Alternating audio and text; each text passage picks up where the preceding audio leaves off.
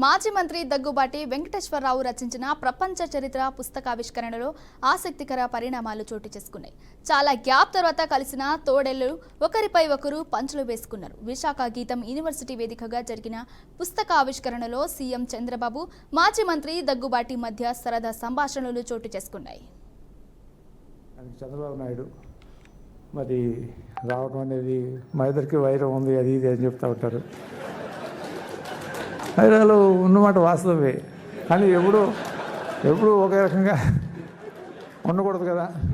ముందుకు వెళ్తూ ఉండాలి, అవన్నీ మర్చిపోవాలి.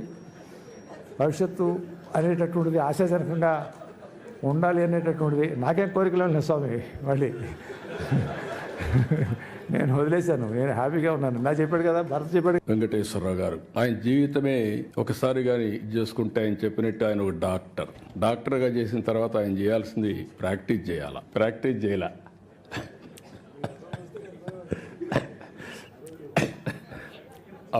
మంత్రిగా ఉండి డాక్టర్గా ప్రాక్టీస్ చేశాడు, అది వేరే విషయం. ఆయనకు మెడికల్ అండ్ హెల్త్ మినిస్టర్ ఇస్తే నేను ప్రాక్టీస్ చేశాడు, కానీ డాక్టర్గా చదివినప్పుడు చేయలేదు, అది నేను చెప్పేది. కానీ డాక్టర్గా చేసి సినిమాలు తీశాడు.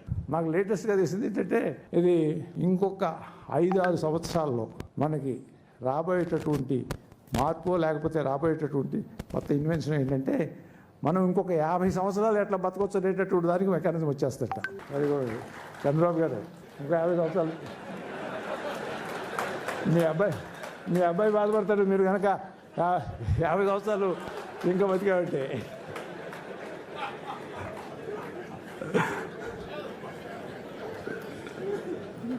చాలా హ్యాపీగా ఉన్నాం. నిద్ర లేస్తే బ్యాడ్మింటన్ ఆడుకుంటాం, వచ్చిన తర్వాత మనవరాళ్ళు వాళ్ళతో ఆడుకుంటా. అక్కడి నుంచి కసపు గాసిప్ ఎవరిన ఫ్రెండ్స్ వస్తే చేసుకుంటూ ఉంటాం. మళ్ళీ ప్యాక్ ఆటకు పోతాడు. మధ్యాహ్నం అయితే ప్యాక్ ఆటకు పోతా.